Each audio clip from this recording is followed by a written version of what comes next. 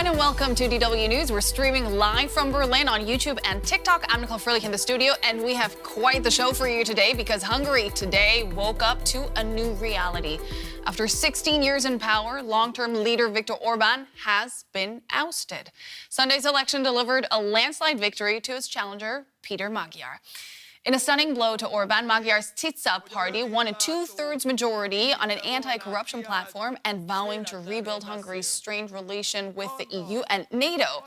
As people took to the streets of the capital, Budapest, to celebrate the end of Orbán's rule, you can see them there. The Prime Minister publicly conceded defeat and congratulated Magyar. The election results aren't final yet, but they are clear. For us, they are painful, but clear.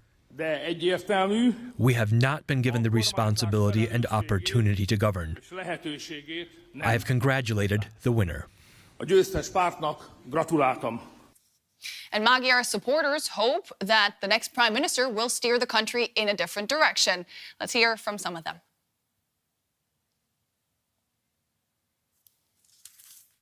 Just redirect towards Europe, towards to get back to Europe and to get the connection back there. This is what I really, really hope. Finally, we're not going to align with Russia.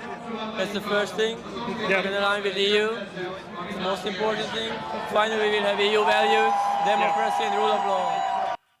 Today, we'll be looking at what this election result means for Hungary's foreign ties, especially its relationship with Russia. Viktor Orbán is a close ally of Vladimir Putin's and has frustrated his EU partners for repeatedly blocking aid to Ukraine. So how big a blow is this result for the Kremlin? That's what we'll be talking about to our correspondents in Budapest, in Riga, Brussels, and a political analyst in Hungary. So if you have questions for them, post them in the comments and we'll try to answer them for you. And we'll take you straight now to Riga, where our correspondent Sergei Satanovsky is standing by. Sergei, I hope you're with us. Any reactions from the Kremlin to Orbán's defeat?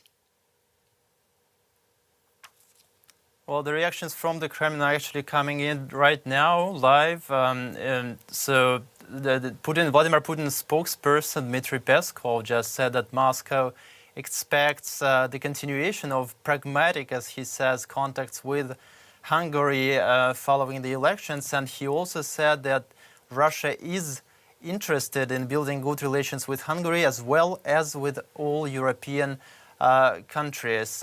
He also mentioned the Druzhba pipeline, which Viktor Orbán, the candidate that lost, was insisting on repairing. So he said that it will only be repaired, I guess, if the countries in the European Union were interested in that. But otherwise, we also got some reactions from Russian state TV that basically has been explaining to domestic audience, to the Russians, that Orbán lost because of internal issues, despite his very well-rounded, as they say, international stance. And the Kremlin, of course, wouldn't, I guess, openly say, but this is clearly a major loss for Vladimir Putin.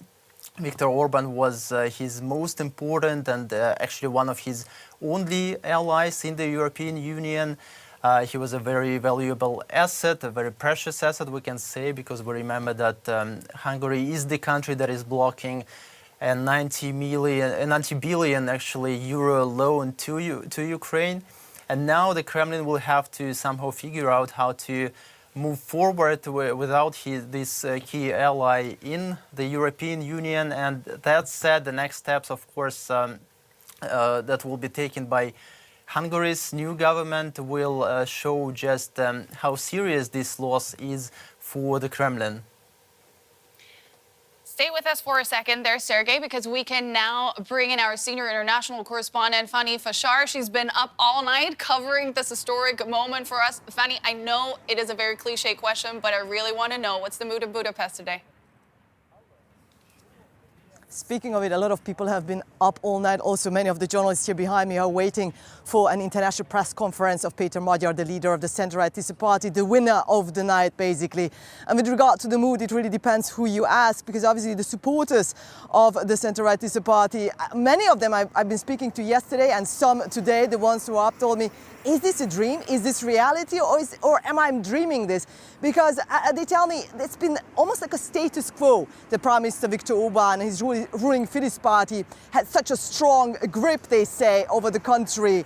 And much of Europe, with his influence as well, there are other populist leaders, but also across the pond in the United States, that they thought this is just going to continue basically forever until maybe one day Prime Minister Viktor Orbán is ready to retire. Now, there's also, of course, the other part of society, the ones who are very disappointed and in fact even concerned, because they say Péter Magyar has never been a politician. There's an uncertainty, what's going to happen next? And they felt that it is, especially when it comes to uncertainty, not just only in Hungary, but worldwide right now. If you look at the geopolitical situation, the shifts both with regard to the transatlantic relationships, the situation in the Middle East, people here were hoping, the ones who were supporting Prime Minister Viktor Orbán, that he's going to make sure that Hungary and Hungarians are protected. So there is a concern amongst a lot of those people who did not vote for Péter Magyar's Tisza party. And I think this is going to be one of the biggest challenges, apart from all the promises that Péter Magyar made also during his victory speech last night, and that is the challenge of unifying Hungary. There are wounds on all sides. There are the wounds of those who supported the Tisza party now because they say they've been suffering under the rule of Prime Minister Viktor Orbán, but there are now new wounds of those, they tell me, who wanted Prime Minister Viktor Orbán to continue for another 4 years. Yeah, funny. Questions are starting to trickle in our chat on YouTube as well as on TikTok. Mary McDermott says the EU will be much stronger with Hungary as an ally. What do we know about Péter Magyar's foreign policy ideas at all?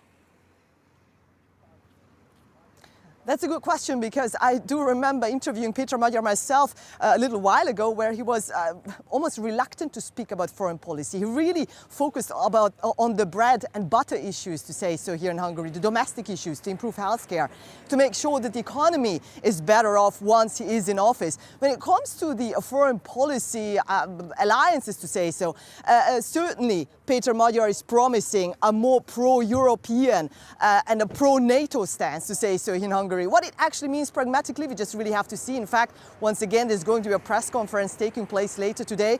What we can say for sure is the promises that he has made also last night. And one is that he wants to make even today an immediate request for Hungary to be part of the European People Prosecution Office, which is an institution to help prosecute those who are committing crimes when it comes to EU funds and corruption and fraud.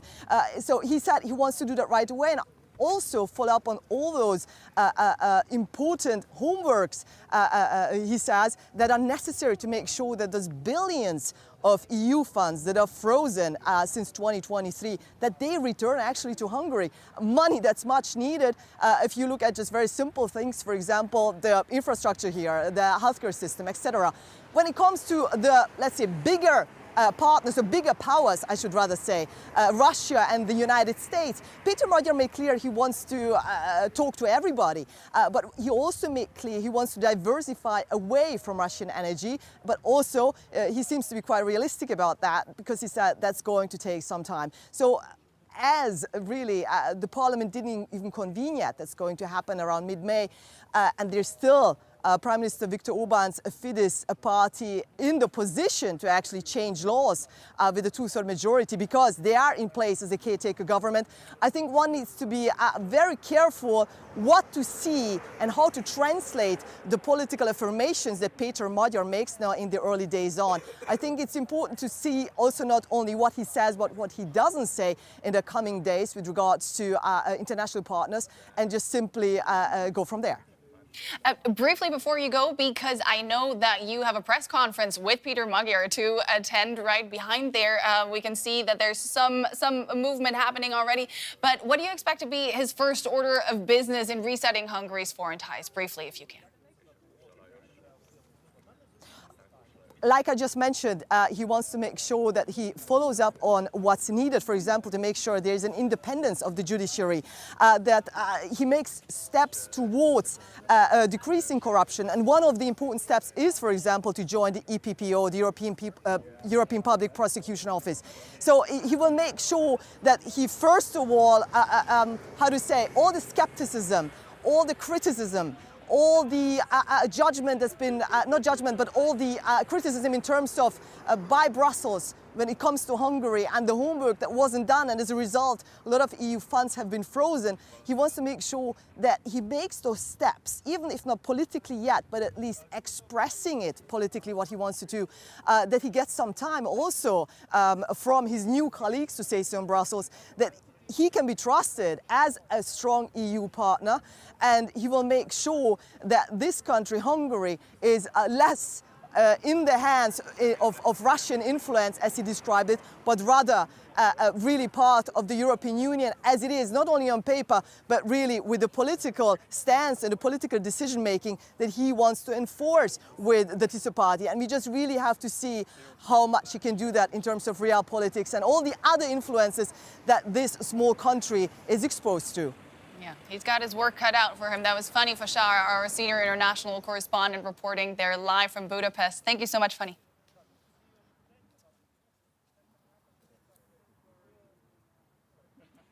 And Sergei Satanovsky in Riga is still with us. Sergei, many people in the chat saying that this is, of course, also a blow to Putin, that this hurts him. We're reading Slava Ukraini, of course, referring to the war in Ukraine, that war that Vladimir Putin unleashed on the neighboring country. Tell us about the relationship between Putin and Orban, maybe specifically also when it comes to the war in Ukraine in the past years. Well, you could definitely describe this relationship as very cordial, but also very transactional, because for example, unlike Donald Trump, a true supporter of Viktor Orbán, Vladimir Putin never directly supported Orbán as a candidate in these past elections, but he consistently, of course, portrayed him as a pragmatic leader who valued, very appreciated the strong ties with Russia, because Hungary benefits economically from them. So you could, this could actually also count, I guess, as some kind of support from Vladimir Putin. But of course, it's not just about cheap Russian energy. Of course, it's about dependence, because, for example, more than 90% now of Hungary's oil comes from Russia, and that's how Russia actually used this, not just financially, because Russia doesn't get that much money from too many revenues from Hungary, but it was important politically, of course, for this relationship, because from recent media leaks we know that Viktor Orbán also acted as a key channel of information for Moscow within European institutions. Orbán's officials reportedly shared a lot of details of EU discussions and also pushed to ease certain sanctions at the Kremlin's request, which was, of course, also very important because Russia is one of the most, if not the most sanctioned countries in the world. So Orbán's defeat is not a major financial loss for Putin, that's for sure, because Russian revenues from Hungary are very limited. But it is a significant strategic loss that will be very hard to replace, I guess. We saw, or we're seeing right now, still some file footage of one of the many meetings Putin held with Viktor Orbán throughout their joint time in power. Now that Orbán, this very, very close ally, is on his way out, how do you expect the Kremlin to try and influence EU politics? Well, what we can expect is that the Kremlin will definitely continue its disinformation campaigns in the European Union and everywhere. The internet will for sure remain flooded with Russia-produced content spreading false, basically, narratives about the war in Ukraine, of course, but also about liberal European politicians, Kremlin's fierce opponents. And beyond that, there is still, of course, we know another Kremlin-friendly leader in the European Union, which is Slovakia's Prime Minister Robert Fico. Just like Orban, he is one of the strongest opponents of sanctions against Russia. He also supports keeping energy ties with Moscow. So I guess after losing its key partner in Hungary, Viktor Orbán, the Kremlin may try to rely more heavily on Slovakia, on its Prime Minister Robert Fico, and this actually seems quite plausible, especially since Fico has already said, he said it earlier, that he might take over from Hungary and block the 90 billion euro loan that I mentioned earlier for Ukraine if the Druzhba pipeline wasn't restored and wasn't repaired by Ukraine. There's Sergei Satanovsky, who covers Russian affairs for us from our studio in Riga. Thank you so much, Sergei. We want to dig a little deeper into what this means for Hungary, and because that is the question we're looking at today, its ties with Russia. Remember to post your questions in the chat, whether you're joining us on TikTok or on YouTube. Maybe Peter Krakow can answer some of them. He's a political scientist with a focus on disinformation, Russian political influence in the West, and European populism. Peter, welcome to our live stream here on DW News. In your opinion, what message does this result send? Yeah, thanks a lot for having me. I think probably the most important message in terms of foreign policy that on a democratic election, a government can be defeated that have built up an illiberal regime for 16 years and with a very powerful information machinery, partially, and disinformation machinery partially created using Russian recipes. Plus, don't forget that it was not just Russia that's supporting Viktor Orbán on the elections through secret services, disinformation, and other actors, and diplomatically as well. But it was also the United States. So it seems like there was an election where the geopolitical support was much stronger behind Viktor Orbán, but it seems that he spent practically too much time in foreign policy in the last years. And as Fanny mentioned before, the Hungarians were mostly concerned about bread and butter issues, inflation and economy, healthcare, corruption, domestic issues. Orbán almost only talked about foreign policy, repeating Russian sentences and sound bites. And it seems that despite the fact that for many years it seemed that Russian disinformation resonates well with the Hungarian public, right now there was a clear, obvious rejection, and Orbán's pro-Russian disinformation simply did not sell well in the public. Mm-hmm. And let's listen to what Magyar had to say about Russian influence in Hungary before we continue.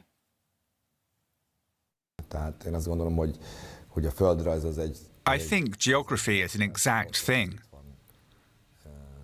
So Russia is here, almost next to Hungary, and it will remain here. The energy sources are there, not here. This is a natural feature.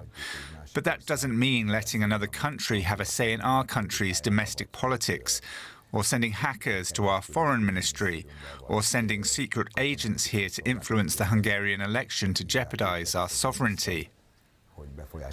Pragmatism means that we have no say in Russia's internal affairs, and they don't have any say in our affairs. We are both sovereign countries, and we respect each other, but we don't have to like each other. All right, that's a statement right there. You said his campaign, though, was focused more on bread and butter issues. So what more can you tell us about Magyar's stance on Russia and where he is going to position his country vis-a-vis the Kremlin?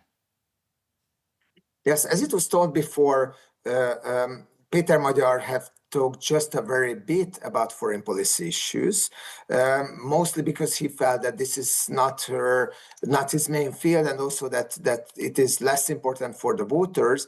But when he was asked, he typically responded to questions on Russia and on Ukraine, emphasizing that he will not make a U-turn to Viktor Orbán's policies. For example, no fast-track accession of Ukraine to the European Union.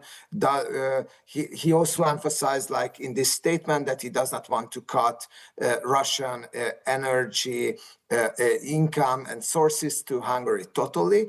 At the same time, since 2 of April, when the previous interview have been prepared, there has been many more signs of influence of Russia into the Hungarian elections through GRU, the military intelligence service, to SVR, the foreign intelligence service, and even through a social design agency on social media, and a false flag attempt, an alleged bomb threat in Serbia. And all that turned the public mood even more against Russia, especially in the voter base of Tisza.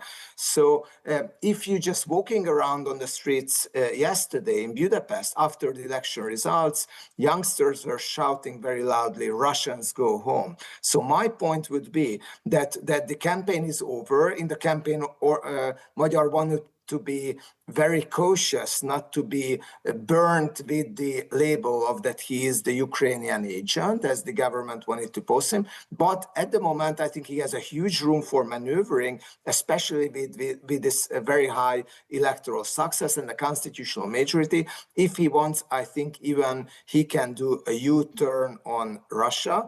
And his shadow foreign minister, Anita Orbán, is someone who has even written books on how to get independent from Russian energy. So I would say that there is some kind of demand for that. And if when it comes to Ukraine, it might be a bit trickier issues, because mainly as a political product, but anti-Ukrainian sentiments have become stronger in the Hungarian society, and Volodymyr Zelensky is very unpopular in the Hungarian public. But I would think that when it comes to European decisions, especially given that Péter Magyar desperately needs the EU funds, and he knows that for that he has to behave to a certain extent in the EU, I would not expect that Hungary would veto decisions, for example, on financial support towards Ukraine in the European Council. And maybe this is the most important thing that the next government can do in order to help Ukraine. Very friendly relationships with Ukraine, like of Poland, like of Baltic states, I think it would be a longer way to go. Yeah, people in the chat are kind of trying to wrap their heads around who this next Prime Minister of Hungary is. And I have a question here by Ms. Koldenhoff. She wants to know how he positions himself on the topic of immigration, because that has been one of the main issues for Orbán for a really long time, hasn't it? Great question again. And here the same logic applies, that Péter Magyar wanted to keep all popular positions of Viktor Orbán in the campaign. And he emphasized that he would like to have even less immigration to Hungary than the previous government. How does it will translate into policies? We don't know at the moment. The Hungarian immigration policies are already quite strict. At the same time, in the last years, there have been a lot of economic migrants coming to Hungary to fill the unfilled jobs. So for me, it's hard to imagine that the next government will implement even stricter immigration rules, or if they do that, then the economy would definitely suffer, and the economy is not in a good shape. And even with more EU funds, it will be difficult. So I rather take it as a campaign promise, but we have to see, and this is definitely someone. So majority of the Hungarian public opinion resonates to anti-immigration messages. So he has to be consistent to that. To a large extent, I would rather expect that practically more or less the same policies will apply that apply at the moment and were implemented and introduced by the Orbán government. Yeah. Now, Viktor Orbán has successfully maneuvered Hungary to the sidelines of the EU and NATO over the past years, still always remaining central to blocking meaningful action. How do you expect that to change? How can Hungary reintegrate in a way? That is what Bacon Gaming 124 is asking. How can they get back into the fold? Because that is probably not that easy of a process. Yes, important question again. It might be easier than we think, in the sense that if the behavior of Hungary is really changing, and when it comes to the NATO, I would expect much more mainstream issues. To be very frank, the biggest NATO at the moment is not Hungary's obstructionism, but the behavior of the United States, I would say. So, sure. But at the same time, there are these other increasing cooperations within the European Union and beyond European Union, like the coalition of the willing, but also more cooperation with Poland, more cooperation with Baltic states, and so on. I think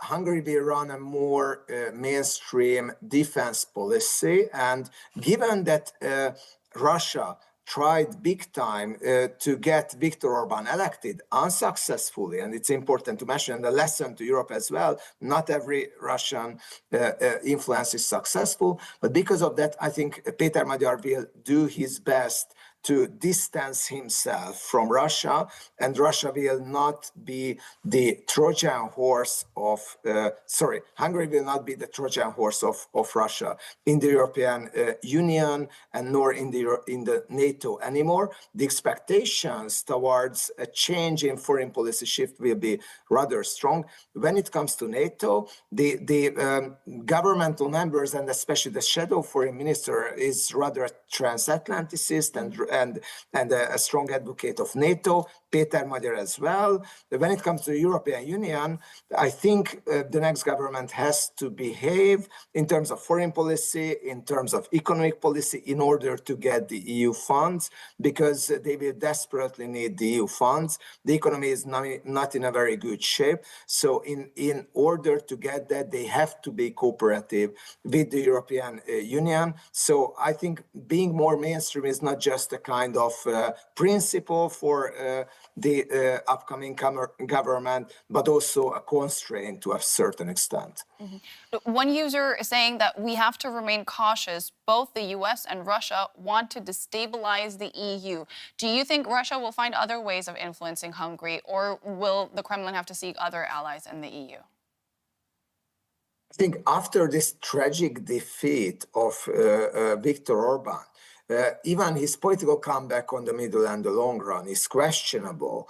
I'm not sure that he will remain similarly important to Vladimir Putin than he has been, and he's out of power. And don't forget that there has been this very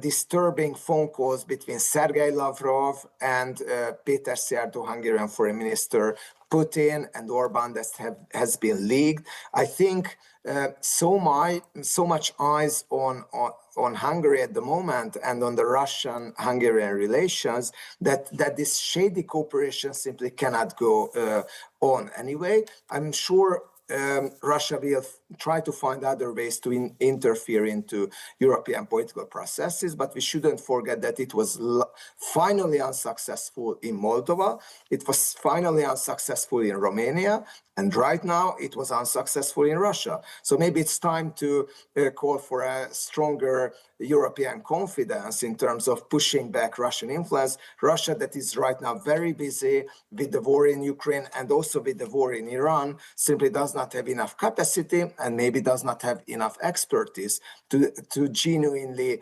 change electoral processes and outcomes in the European Union, but we will have important elections in Europe coming up, like the French presidential election. Did Russia try to influence previous two elections in France, presidential elections, definitely. Were they successful? Not, but still, I think Europe has to be vigilant. And the last sentence on that, I think if you take a look at there has been like 12 or 20 articles published in the Hungarian, British, and American press about the ways Russia wanted to interfere into Hungarian politics.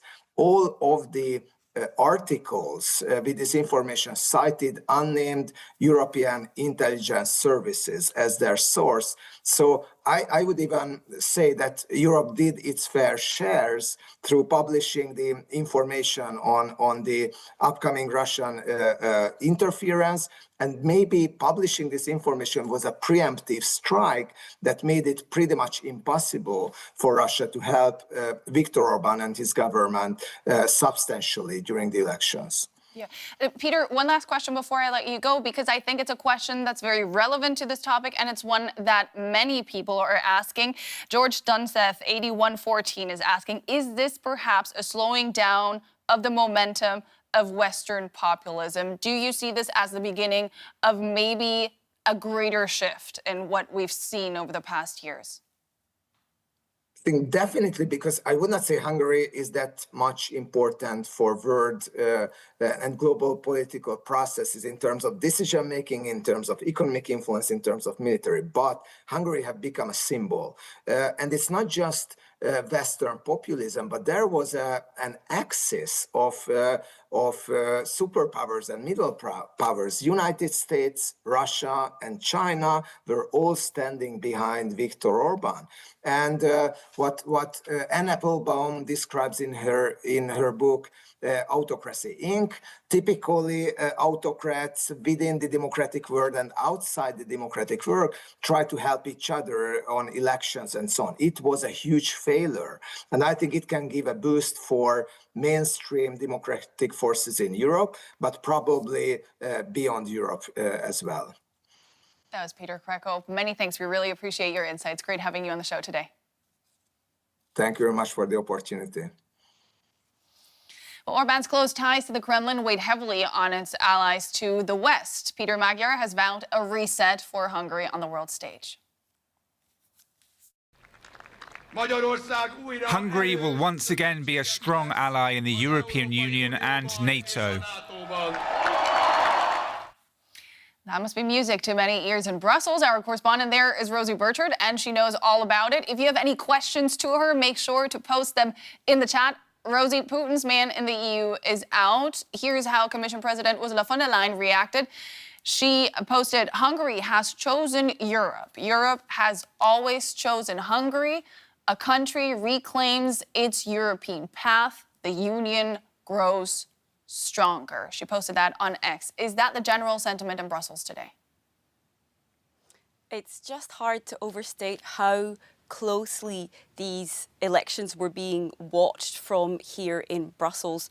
Why? Because I have been covering this beat for years. I cannot tell you how many times I have stood at a meeting of European leaders or foreign ministers meeting and reported on Hungary blocking some sort of EU decision. Viktor Orbán has really been the sort of obstructor in chief of all sorts of EU policy areas, and particularly when it comes to EU support to Ukraine. Orbán, of course, says he is not Russia's man in the EU. He has always said he was just a supporter of peace, but that is certainly not an argument that many of his EU counterparts bought. They were very sceptical, and he was even accused of being a sort of Russian Trojan horse inside these EU meeting rooms. And what's really interesting is just how open EU officials like Ursula von der Leyen are being with their enthusiasm about this result. Von der Leyen has been speaking to press just in the last few minutes and talking again about Hungarians reclaiming a European path.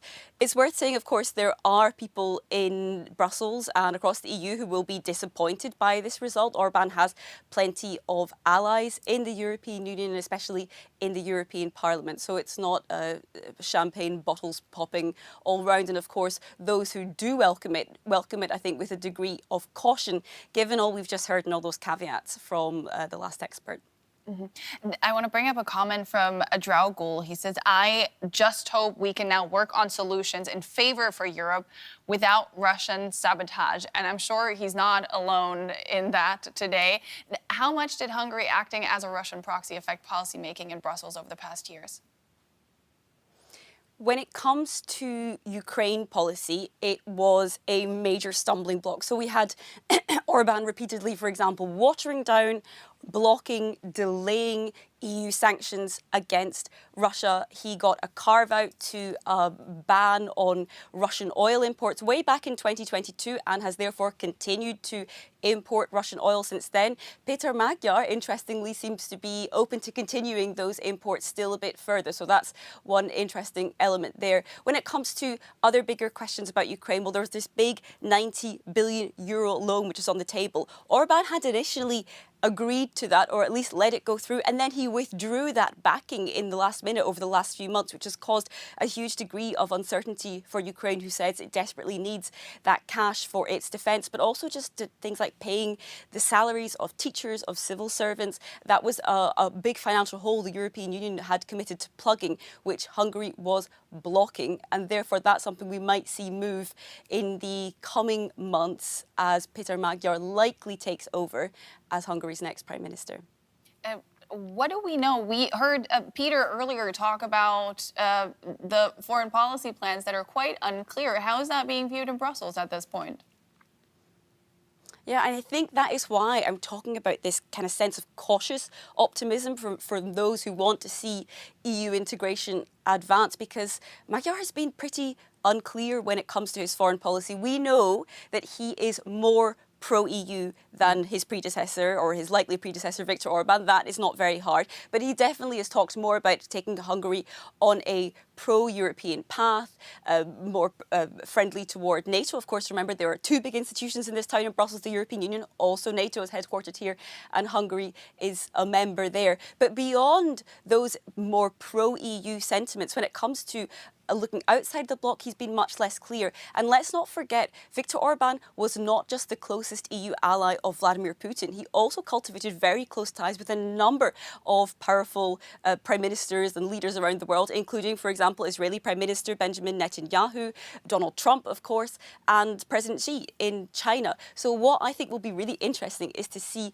how Magyar, who is, of course, let's be clear, a conservative. He is not liberal or progressive, so he's not a kind of necessarily a huge ideological break from Orbán, how he presents himself on the global stage, who he tries to forge alliances with, and whether those countries which had put so much political capital into getting closer with Orbán, how they approach Magyar in future, whether they turn their back on him or try to indeed cultivate closer and friendlier relations again.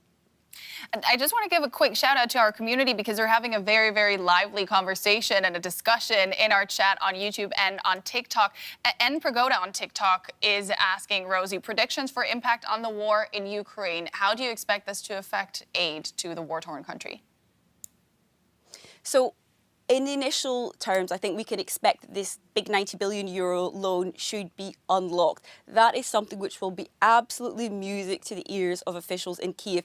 But let's remember, that was something they were already promised. We're not talking about new aid there, right? And the European Union or EU member states have really had to pick up the tab when it comes to supporting Ukraine militarily, politically, because of the unpredictability and sort of flip-flopping we've seen from the Trump administration.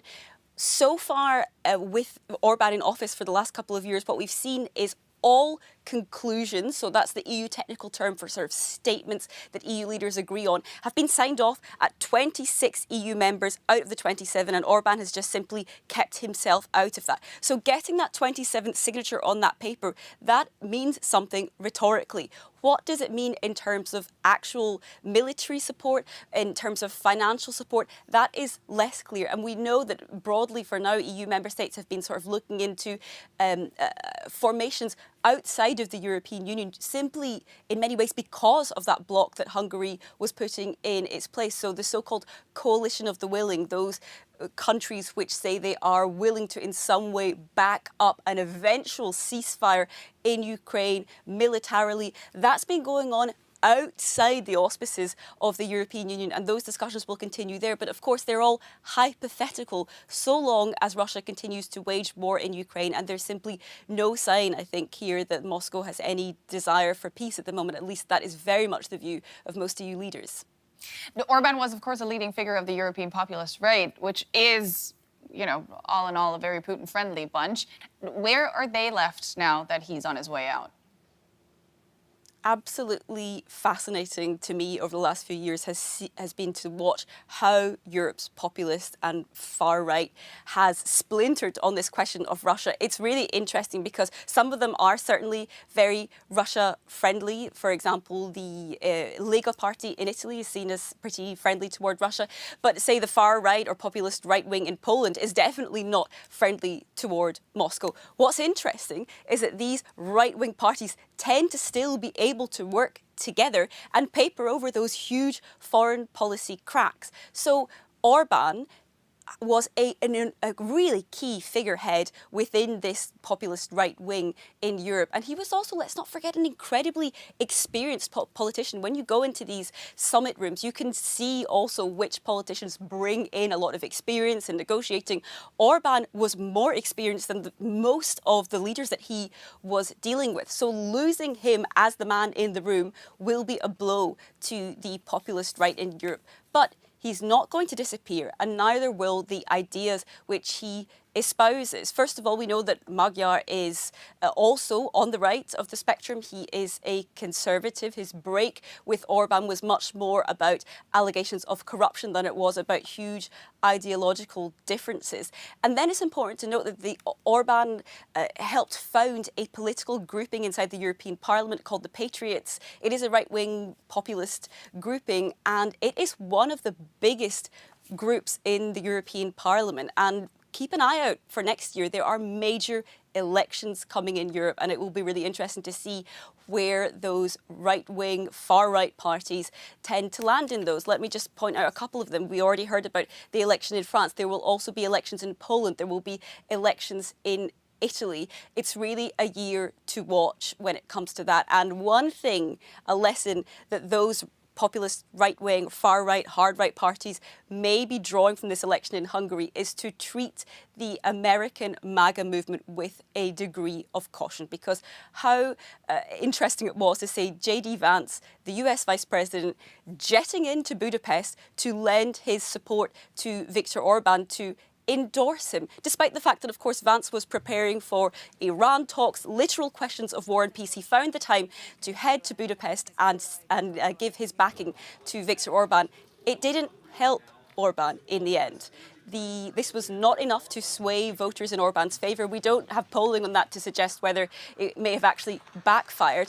But the lesson that I think many of those further right parties might draw from that is that they may well be willing or more keen to give the Trump administration a wide berth, because it's unpopular with a lot of voters in a lot of these EU countries, even those who are supporters of those more populist and right-wing parties. And it's a question many people have raised in the chat. What does this tell us about the US's influence on Europe, on the EU? There's no way I think you can read this as anything other than pretty much a blow to the level of influence that the US can be seen to have here when it comes to its popularity with citizens. I mean, really, it was extraordinary to see Vance arrive in Budapest and accuse the EU or EU bureaucrats of, as he called them, of interfering in Hungary's election. And the response from here, at least off the record, was, well, jetting into another country and endorsing one candidate, that looks like foreign interference, right? That was the accusation against the United States. That support that the US lent Hungary didn't work if the idea was to keep Viktor Orbán in office. And I think what's also interesting is some analysts have really read into what it was about Viktor Orbán that was that made him so useful to the Trump administration, right? Because we know one of the key tenets of Trump's foreign policy is just a big degree of skepticism toward multilateral institutions in general, and especially the European Union. And Viktor Orbán, while he was not aligned with MAGA on many things, for example, on China, right? Orbán was quite friendly toward China, something the US administration definitely is not. The US administration, remember, was very critical of India for buying Russian oil. Didn't seem to mind that Hungary continued to buy Russian oil. But so I think what's interesting there is really to see how those dynamics played out between those different sort of MAGA-affiliated networks. And if we look toward the end of this week in Spain, Pedro Sanchez, the centre-left leader, is going to be hosting the first edition of a progressive alliance, which will be seen by many as a bid to sort of counter this growing influence of right-wing populist movements around the world. Yeah. Your assessment is shared by many people here in our chat. Let me tell you, one user on TikTok said this is a blow to Trump too. Dermoid, I'm sure I'm not pronouncing that correctly, is saying that the U.S. is going to price gauge all of Europe with their LNG. A user called, I'm not going to try that, but maybe you recognize your question, is saying it's a big loss for America and Russia, Trump and Putin losing power. Rosie, who is left on Putin's side now in the EU, now that Orbán is going to be gone soon? There are very few parties or politicians that would declare themselves to be Russia's friends within the European Union, but there certainly are countries which are more sceptical of Ukraine support. Governments, for example, in Czechia and Slovakia would be ones that I would point to, although, as I said, they would not describe themselves as pro-Russia. There are some European political parties. So the Lega party that I mentioned in Italy is a junior partner in government. It is seen as much more friendly toward Moscow. What I would say is something to watch out for here now at the EU level is which countries come out of the woodwork, because when it comes to what Orbán has been doing over the last few years, blocking all sorts of support to Ukraine, but also blocking advancement of Ukraine's path toward joining the EU, I would say he has given cover to some countries which are also maybe a bit more sceptical of those points of view. And of course, it's absolutely their democratic rights to question those more mainstreamed EU views, for example, about advancing or speeding up Ukraine's accession or Ukraine joining the European Union. So let's see, when that Hungarian veto is no longer there, which other countries have to out themselves as ones which perhaps would like to hit the brake when it comes to expanding the European Union or having Ukraine join. Ukraine is just one of a number of countries which has been left in the European Union's waiting room, essentially. Many states in the Western Balkans, Ukraine, also Moldova, are busy conducting reforms to become eligible to one day join this club. And there is a big political and geopolitical momentum to try and open the European Union's doors. It's been well over a decade since the EU last enlarged, and many say it's now the time. But it is something which is still really divisive among EU member states, and I think more divisive than many of them are letting on. Now, I want to bring up a comment by a very active member of our community here, Laszlo Farkas. From what I'm reading, he might be Hungarian, and he says it's a huge relief for all the pro-EU Hungarians. We can finally move closer to the EU and away from Russia. Rosie, what are you going to be watching for in the next weeks and months to see whether Hungary is really ready to return fully to the fold? So the fact that Péter Magyar seems to be commanding this big majority is going to be really key here, because that unlocks a lot of the possibilities for actually changing the political landscape in Hungary. And that is what Brussels will be looking for. Remember, there are billions of euros in Hungarian funds which have been frozen by the European Union because of concerns about the rule of law situation in Hungary, because of concerns around judicial independence, things like media freedom, academic freedom. And I think officials in Brussels are now going to be pushing Magyar to say, OK, well, if you want to unlock these funds, put your money where your mouth is, make sure these reforms actually do take place. And because he's been so cautious about any sort of major breaks policy-wise from his likely predecessor, Viktor Orbán, it's going to be interesting to see exactly how far he's willing to go with this. And something we've seen in the past, for example, when Poland booted out its right-wing populist government in an election. Well, there were a lot of concerns about how do you undo the legacy of a populist right-wing or far-right government without also stretching the limits of the rule of law, right? How do you address rule of law violations without stretching them? And there were certainly concerns about what the Polish government did when it came into office, whether that went a bit too far when it came to, for example, getting journalists out of the public broadcast media. So how Péter Magyar approaches this is also going to be interesting because, of course, Viktor Orbán is just one man, but his power stretches across the institutions in Hungary. And I think the EU will be watching carefully to see how Magyar, if and when he does take office, approaches trying to really turn the page on that era of Viktor Orbán, which has been so defining for the EU. And last thing I want to say on this is just how interesting it can be when you have kind of fresh blood in European politics. This is a moment, right, where the main narrative around Europe on the world stage, the European Union, is a decline, is not being able to get things done. We've had a couple of now younger, newer leaders which are going to be coming into office. So we've had Rob Jetten in the Netherlands, who locked the far right out of power. Magyar coming in, who is a right-wing conservative, but definitely who wants to really make a different kind of image to Viktor Orbán. And when you go into rooms like in NATO or even the United Nations, having different faces with different ideas might also kind of change the idea and the narrative around Europe and what it's willing to and able to do when it comes to addressing some of these massive global challenges and not just being left on the sidelines and trying to catch up. Rosie Burchard, fascinating insights. Thank you so much, as always. We really appreciate getting your take on things, and thank you so much for also answering our viewer questions. So a big thank you to all our guests, those who started the show with us, and of course, Rosie, who stayed with us to the very end, and all of you for joining us, especially those who contributed to the conversation. We love hearing from you and finding out what you're curious about. I hope we were able to answer some of your most burning questions. Take care, and until next time, bye-bye.